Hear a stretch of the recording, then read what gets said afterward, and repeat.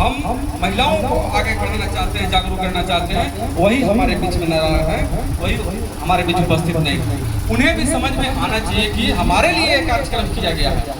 हो सकता है मेरी आवाज़ पूरे गांव में लोगों के कानों तक पहुंच रहा होगा, लेकिन काम तो सबको रहता है, चाहे कोई भी व्यक्ति हो, महिला हो, पुरुष हो, बच्चा हो, किसी को पढ़ने का समय नहीं, पढ़ने का जाने का होता है, किसी को काम में जाने का होता है। लेकिन ऐसे कार्यक्रम में थोड़ा बहुत समय निकाल करके आकर के सुनने की जरूरत है। यहाँ पर एक से एक वक्ता भी थे जो इनके बारे में बताए।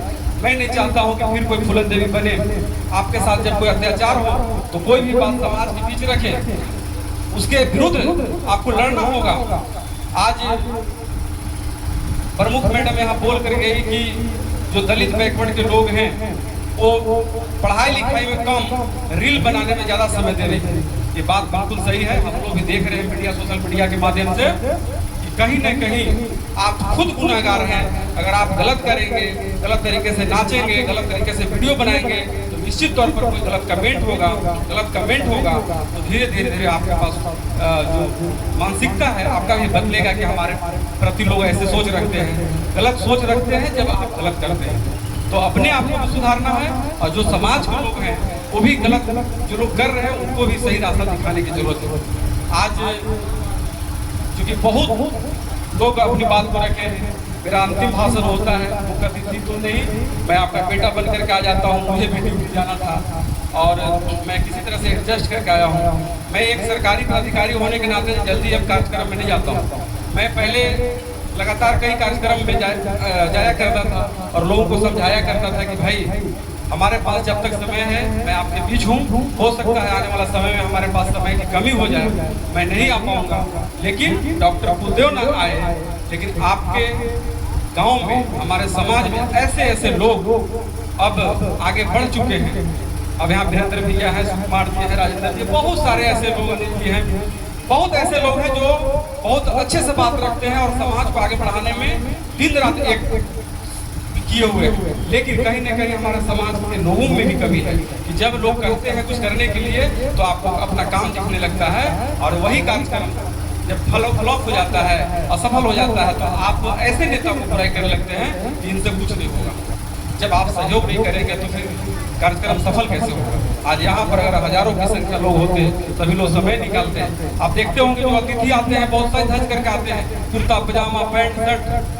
तो उसी तरह से जो यहाँ के जो लोग हैं उन्हें भी पहन करके एक पूजा पाठ की तरह, भले ही शहादत दिवस है, पुण्यतिथि बना रहे हैं, ये थोड़ा गम का समय होता है, लेकिन जब कोई कार्यक्रम हो तो हमें उसी तरह से तैयार होकर के जाना चाहिए, पहन होकर के, और अच्छे से बात भी रखनी चाहिए और अच्छे से बात सुनना भी चाहिए। तो निश्चित तौर पर जब आप पढ़ेंगे लिखेंगे, सामाजिक ज्ञान रखेंगे, यही संकल्प सभा है। श्रद्धांजलि तो हम लोग व्यक्त कर दिए शुरुआती में ही, लेकिन जो संकल्प सभा है तो यहाँ की जो भी टीम है, मैं आज कई वर्षों से लगातार देख पा रहा हूँ। धन्यवाद देता हूँ हरेंद्र चौधरी जी को और उनकी पूरी टीम को। एक ऐसा ग्रुप है, उस ग्रुप के माध्यम से लगातार मैं देखता हूँ कुछ न कुछ गांव समाज के लिए लगातार कुछ कार्यक्रम करते रहते हैं और काफी सशक्त हुआ। मुझे कहने में कोई गुरेज नहीं है कि इस गांव में काफी प्रगति हुई है और काफी लोग संगठित हुए हैं। और मैं चाहूंगा कि छोटी छोटी अगर कोई बात भी हो, कोई विवाद भी हो, कोई अगर मतभेद भी हो, उसको थोड़ा सा अलग करके समाज के लिए, अपने परिवार के लिए, अपने लोगों के लिए सोचिए। ये लड़ाई चलते रहेगी। हो सकता है कि कुछ घर परिवार होती है, भाई बहन, छोटी छोटी लड़ाई चलते रहती है। ये निश्चित आप रहे ना रहे, आपके आने वाली पीढ़ी के साथ भी यही होगा, वो लड़ते रहेंगे। लेकिन अभी वर्तमान में जो आप लोग जितने भी गार्जियन हैं, नौजवान साथी हैं, महिलाएं हैं, माताएं हैं, सबको एक मंच बना करके अपनी बात को रखनी चाहिए और मजबूती से सामाजिक, चाहे वो उत्थान की बात हो या समाज में जो गड़बड़ियाँ हो रही है, परेशानियाँ हो रही है, उसको भी समाधान करने के लिए आपको खड़े रहना चाहिए। मैं एक बार पुनः सभी लोगों को धन्यवाद देते हुए आपने भव्य कार्यक्रम किया और खास करके जो यहाँ पर जो गीत संगीत के कलाकार हैं इनको बुलाया गया है कि आप गीत के माध्यम से, संगीत के माध्यम से लोगों को संदेश पहुँचाएं। और हमें लगा कि इनके आने से पहले भी कार्यक्रम शुरुआत हो चुका था। इन्होंने अपने माध्यम, अपने गानों के माध्यम से लोगों को बहुत कुछ समझाते हैं कि आपको कैसे चलना है, आपको क्या करना चाहिए। तो निश्चित तौर पर आने वाला समय में भी हर मुखिया जी का, खास करके अनिल मुखिया जी का है कि भाई हर पंचायत में इस तरह के कार्यक्रम हो। तो होता क्या है कि एक ही दिन शहादत दिवस होता है, तो चाहे वो हासनदाग हो, अभी रामपुर में भी कार्यक्रम है, अभी मेरे पास फोन कोरवाडी से भी आया हुआ था, तो संभव नहीं है कि हर गांव में जाकर के शामिल हो सके। लेकिन निश्चित तौर पर कभी आप वीरांगना फूलन देवी के कार्यक्रम करें, कभी महर्षि वेदव्यास परिषद के कार्यक्रम करें, कभी फिर एकलव्य के करें। और नहीं तो मैं एक बात कहना चाहता हूँ कि आज जो युवा साथी हैं वो जो संघर्ष झेल रहे हैं, उनको नौकरी नहीं मिल रही है पढ़ लिख करके भी, तो आप आने वाली पीढ़ी को कंपटीशन के माध्यम से घर घर में, गांव गांव में एक कंपटीशन का आयोजन करवा करके उनको मजबूत कीजिए, ताकि वो पढ़ लिख करके कहीं न कहीं कोई वीडियो बन करके गांव समाज का नाम रोशन करे, तब जाकर के हम लोग का कोई कार्यक्रम सफल होगा। आज हम लोग हजारों रुपए पैसे खर्च करके कार्यक्रम इसलिए करते हैं कि कहीं न कहीं लोग समझे। अगर नहीं समझेंगे तो निश्चित तौर पर आज भी वही दुख झेल रहे हैं, पहले भी वही दुख झेल रहे थे, आने वाला समय में वही दुख झेलेंगे। आज बहुत अफसोस के साथ हमें कहना पड़ता है कि शासन प्रशासन में हमारे लोग कहीं नहीं है और सिर्फ घर में बैठ करके हम लोग रोना रोते हैं। ये रोना रोने से अच्छा है कि आज संकल्प लेने की जरूरत है कि हमें किसी भी हर हालत में, चाहे वो गरीबी हो या किसी भी परिस्थिति हो, हमें पढ़ना है तो पढ़ना है।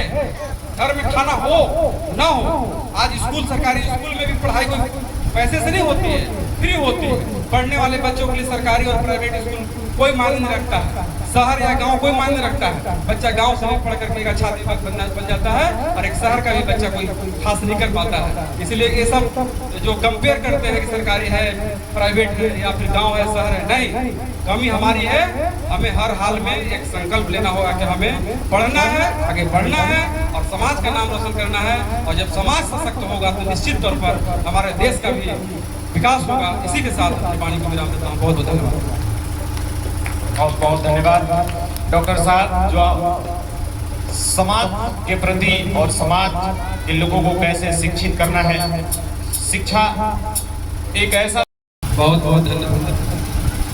मंच संचालन कर रहे हैं भाई नरेंद्र चौधरी जी। आज हासनदाग के पावन धरती पर निषाद विकास मंच के तत्वाधान में पूर्व सांसद वीरांगना फूलन देवी के 26वीं शहादत दिवस के अवसर पर भावपूर्ण श्रद्धांजलि एवं संकल्प सभा का आयोजन किया गया है। आज के इस कार्यक्रम में उपस्थित हैं झारखंड निषाद विकास संघ के केंद्रीय उपाध्यक्ष सह भिखी पंचायत के मुखिया आदरणीय श्री वीरेंद्र चौधरी जी, और जिनके नेतृत्व में यह कार्यक्रम हो रहा है। इस हासनदाग